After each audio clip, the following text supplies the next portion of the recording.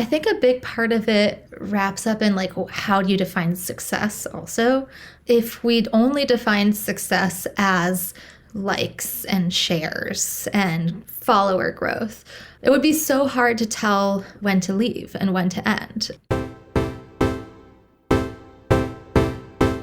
Hello, friends. This is the penultimate episode of season 3. Can you believe it?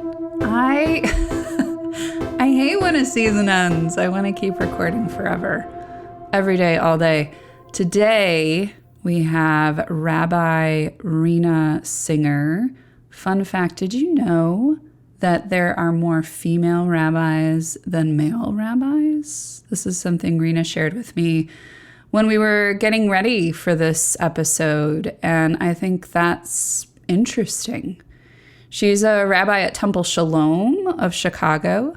She has an Instagram account called Modern Ritual with relevant, timely posts about Shabbat, holidays, and Jewish concepts. And guys, she's a really cool person. She's got some very welcoming thoughts about what it means to quit, when it's okay to quit.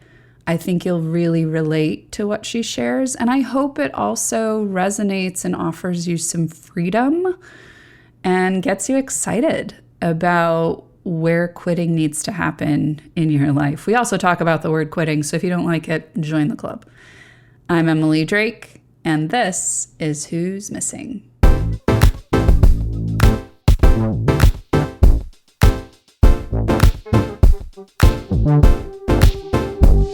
Tell me who's missing.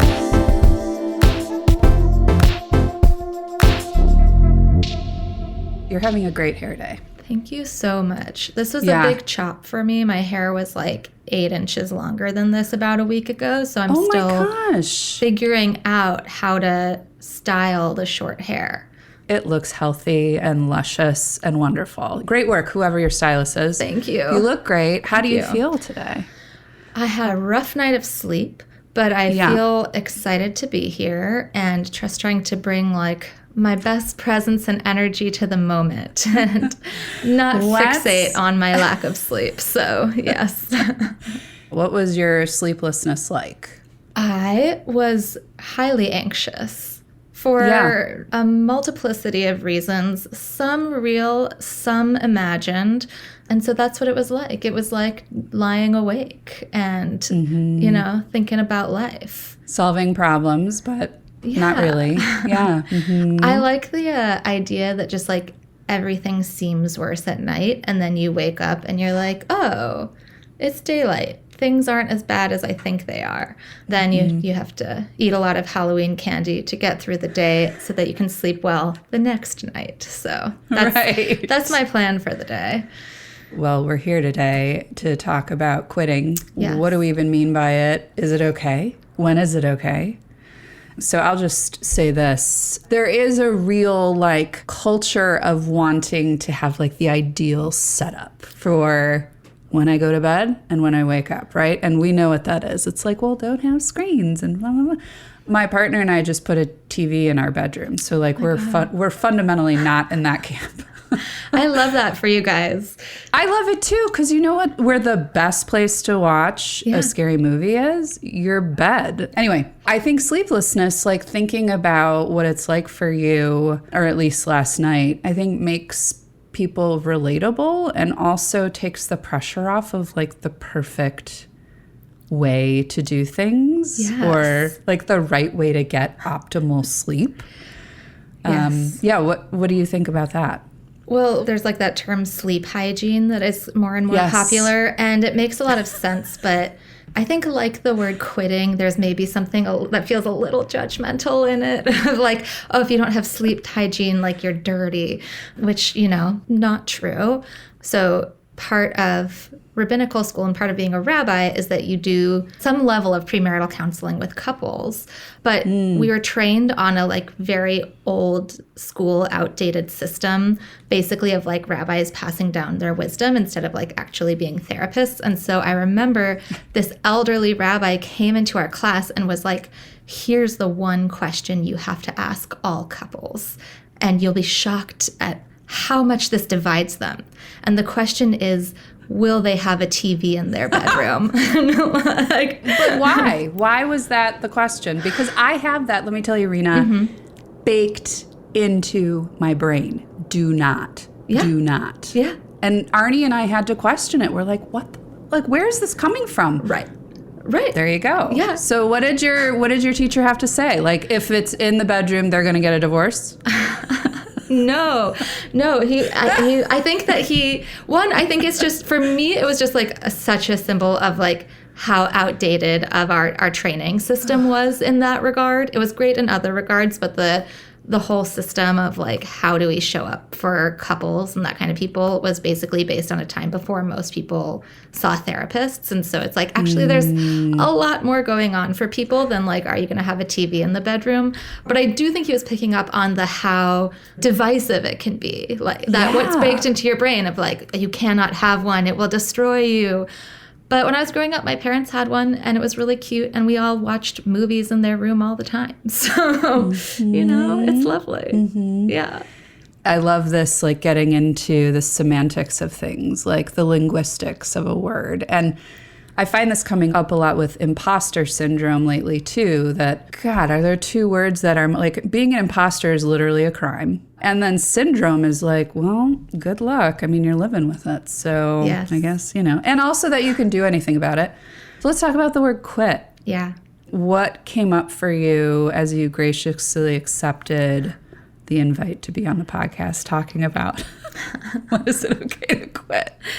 Yeah, well, I appreciated when you first asked me, I was like, I don't know. And maybe I felt a little imposter syndrome, but I felt like I do feel like there's intense judgment in the word quit itself.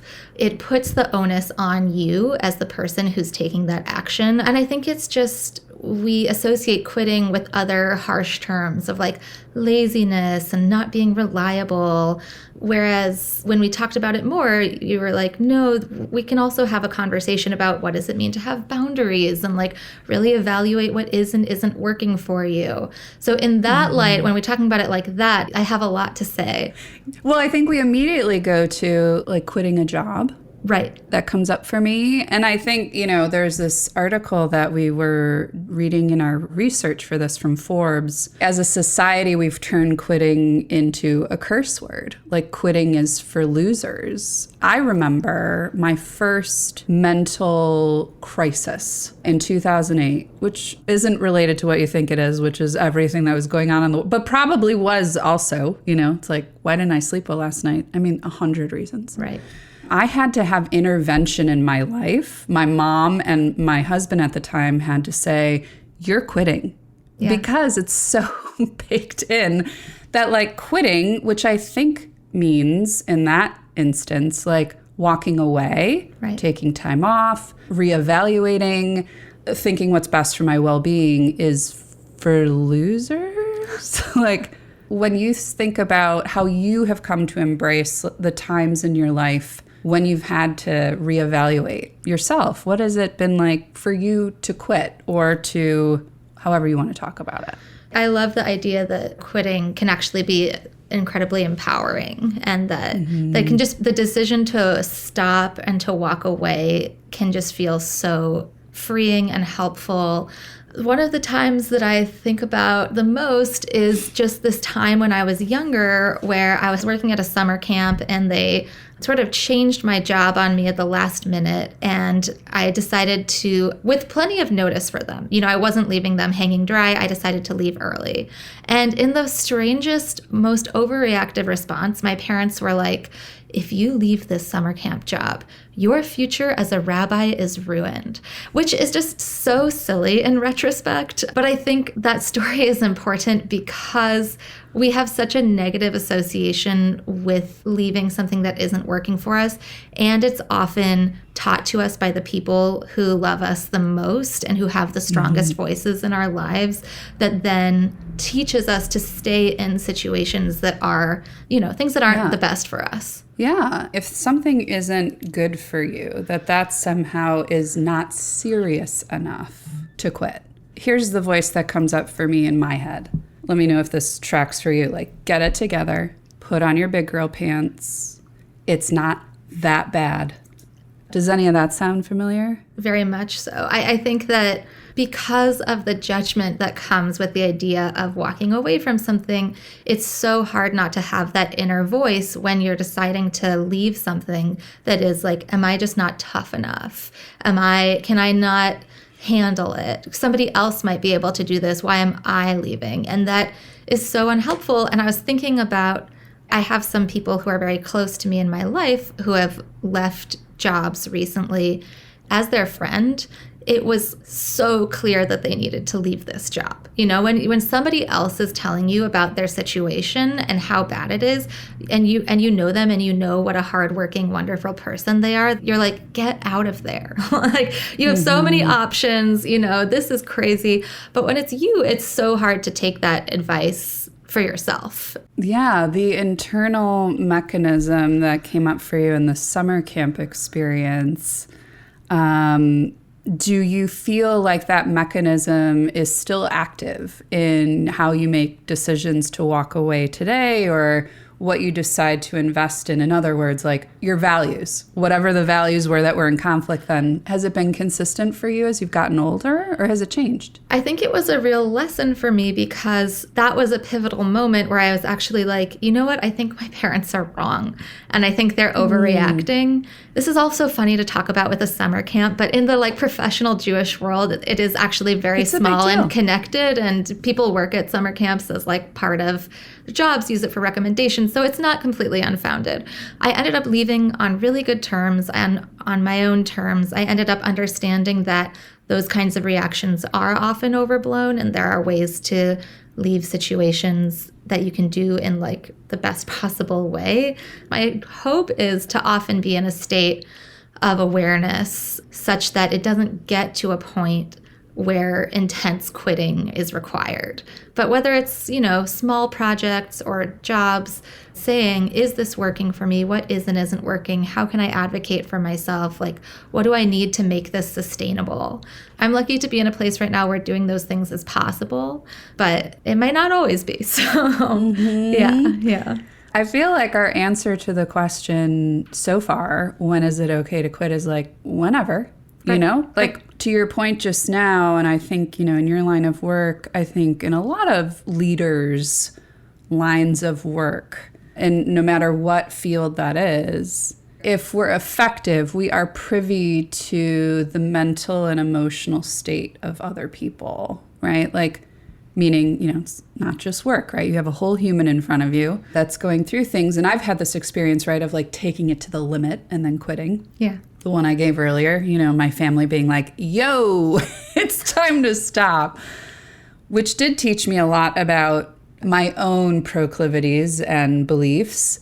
We do get to witness our employees, congregants, students, and I wonder what you've experienced in your role seeing people avoiding the discomfort, I guess we're saying, of quitting, or being brave and quitting. Do you have any examples or thoughts or stories in that realm?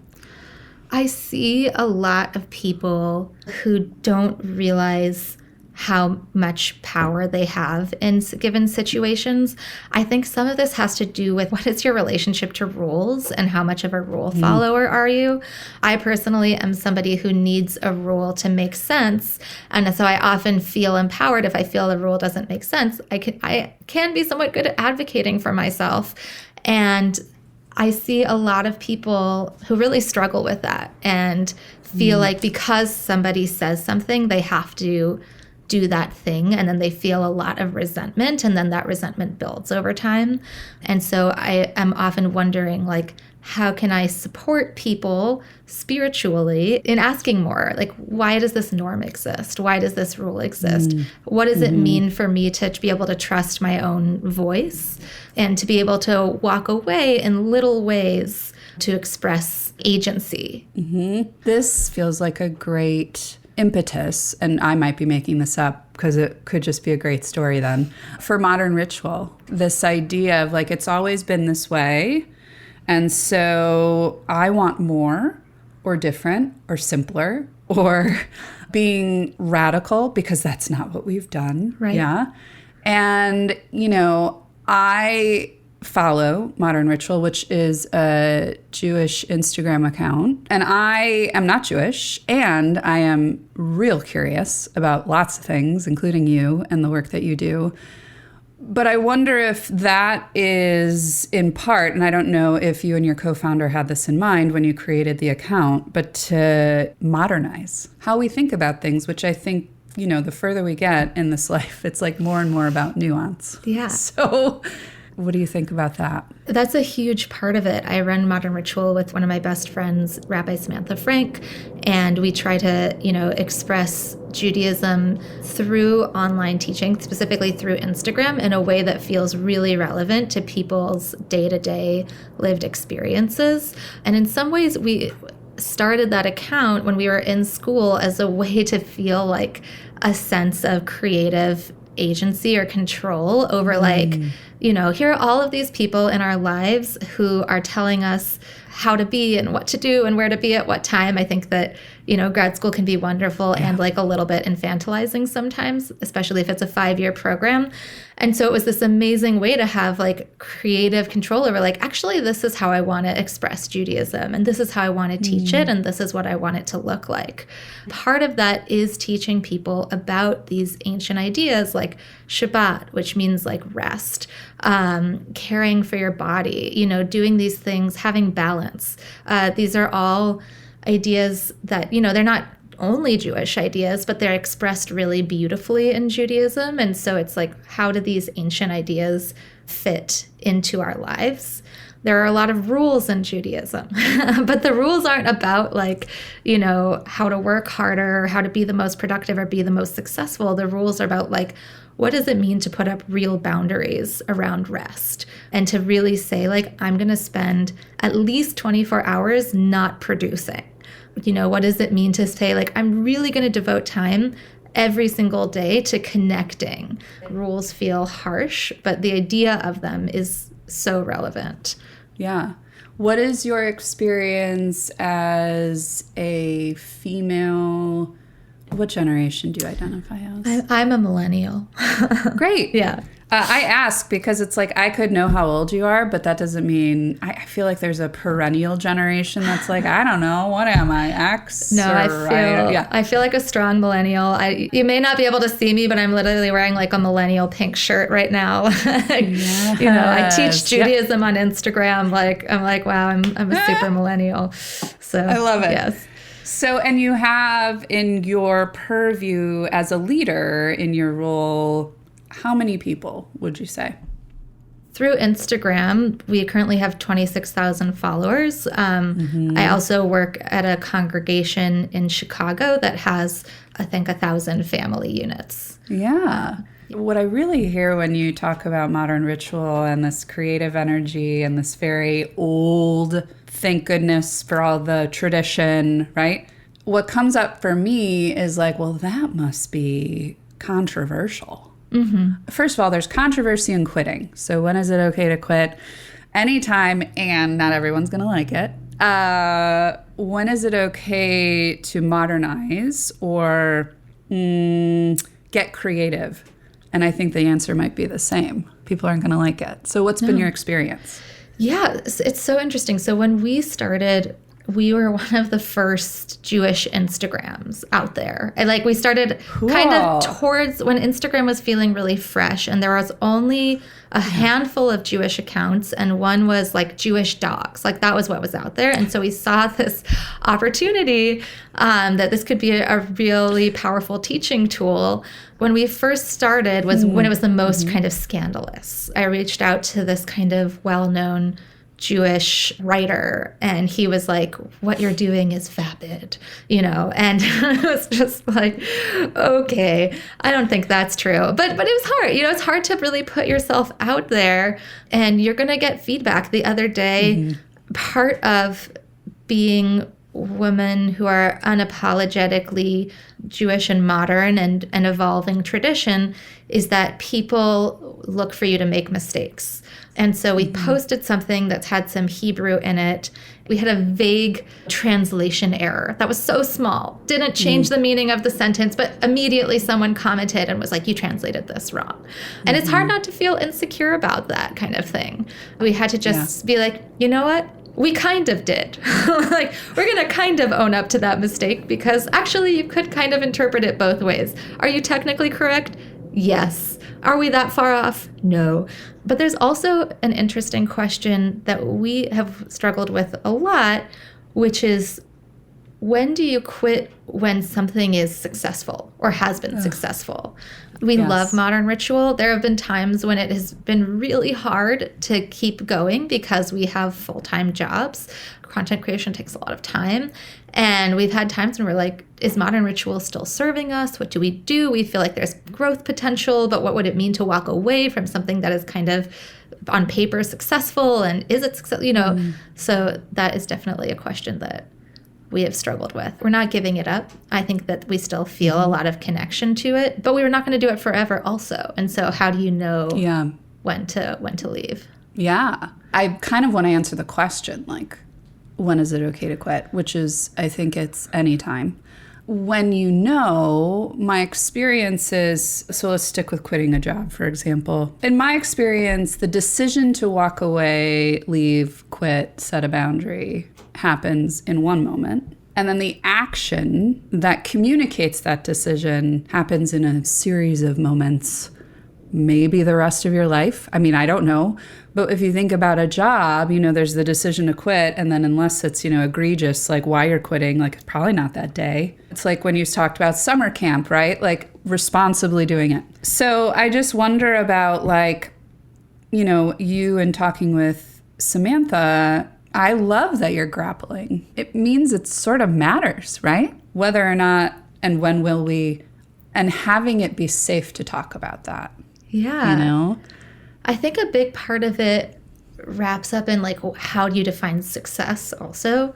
If we'd only define success as likes and shares and follower growth within our small Jewish content making bubble, it would be so hard to tell when to leave and when to end if it's still growing. And what we say a lot of the time, what Samantha says, which I think is so wise, is modern ritual has to serve us. Like, this is this project that we do out of love, and it has to feel good. It doesn't feel good all the time, but overall we have to feel like it's serving a purpose for us.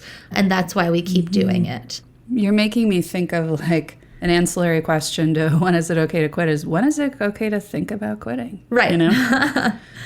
And I feel like there's a real, there's a real distaste for, like, even fathoming it. Oh my God, what it must mean. Right. Yes. Versus, like, you're talking about the evaluation of, like, what is success? Does this make sense? Because it has to serve me. That's the audacious part. I think what comes up for me is that's selfish. Why? I don't know. No, I mean, because of all the things. No, but as I was saying that out loud to you, like, modern ritual has to serve us, I was in my head like, oh, does this sound really self-centered? Like, that was my thought too. When we say it to each other, we know that we're doing this in big part for ourselves. We get a lot of reward out of it. It has been helpful in our careers. Like, it is fulfilling to get to reach people, and it's creatively fun. And we're doing it for other people because we believe that this is part of what this next generation of Jewish people, spiritual people, Jewishly curious people need.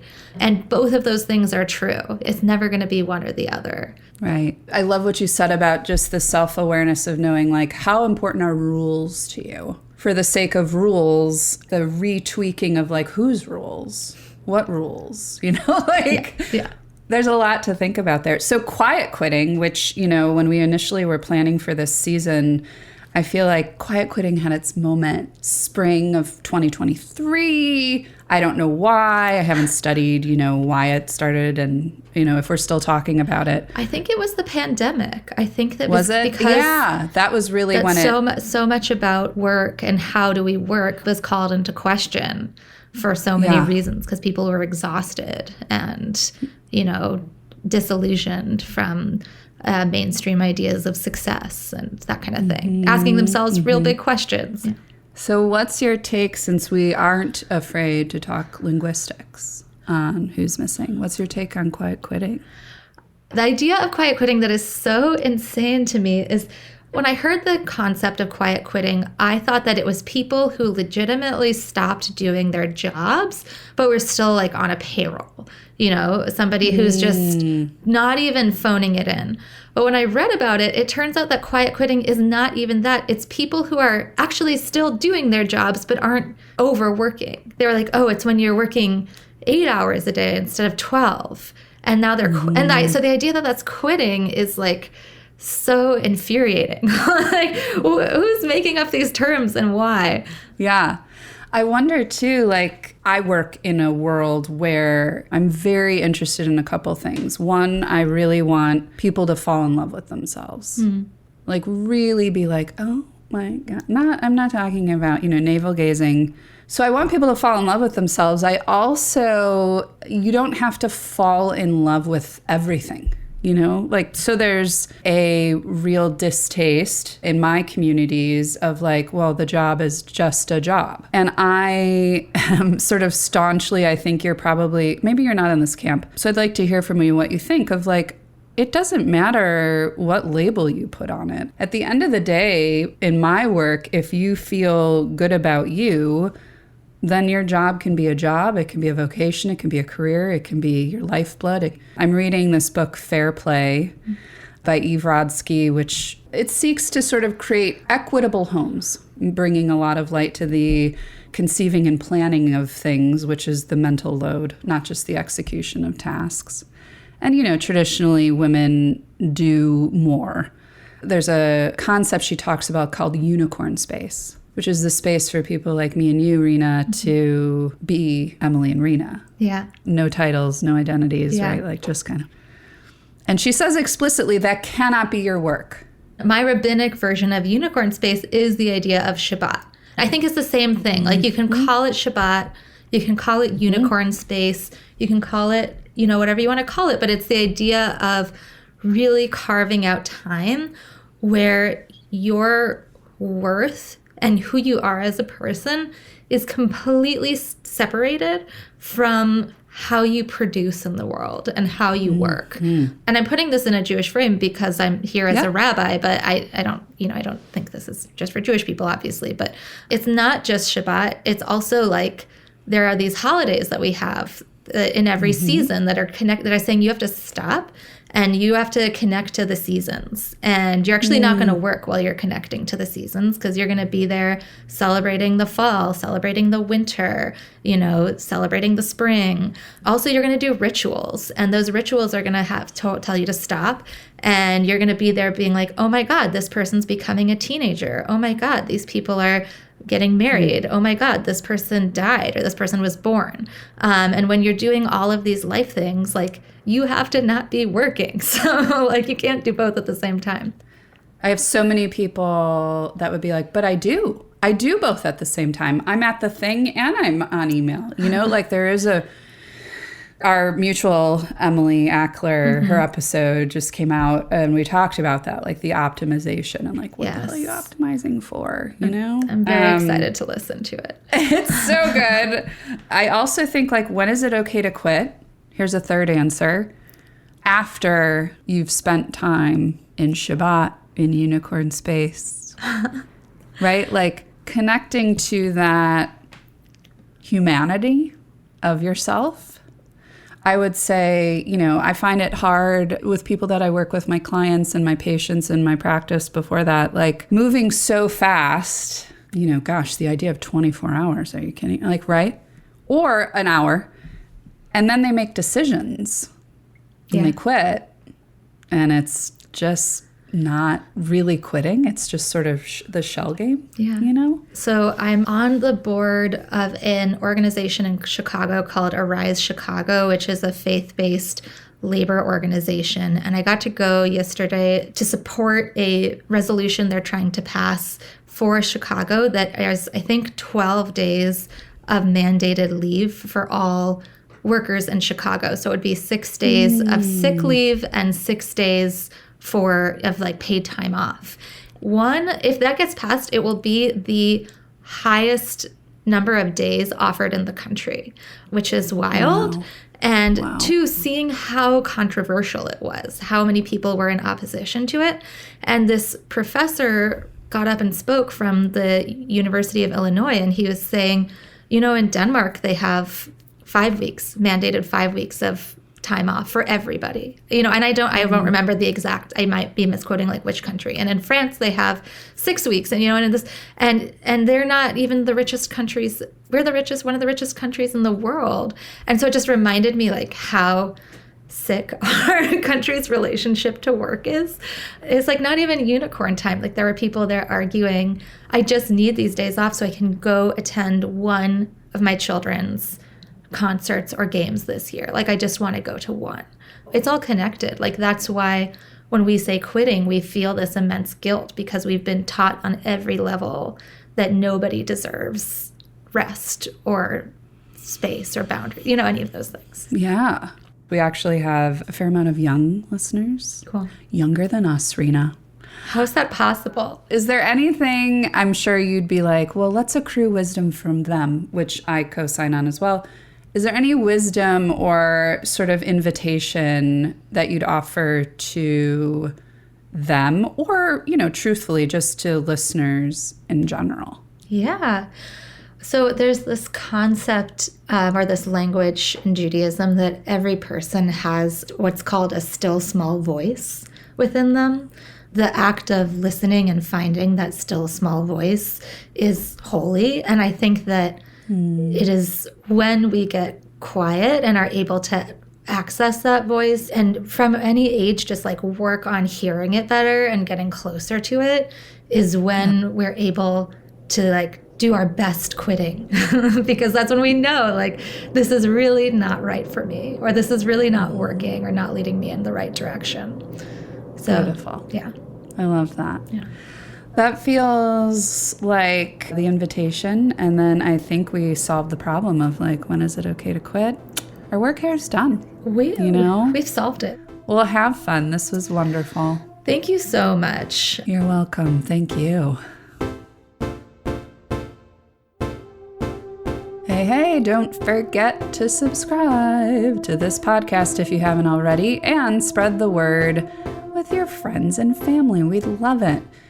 You can also check us out online, who'smissingpodcast.com, or on Instagram, TikTok, YouTube. We're posting clips now from every episode. So if you want to see what people look like or do some observational listening, you can join us at Who's Missing Podcast. See you next week.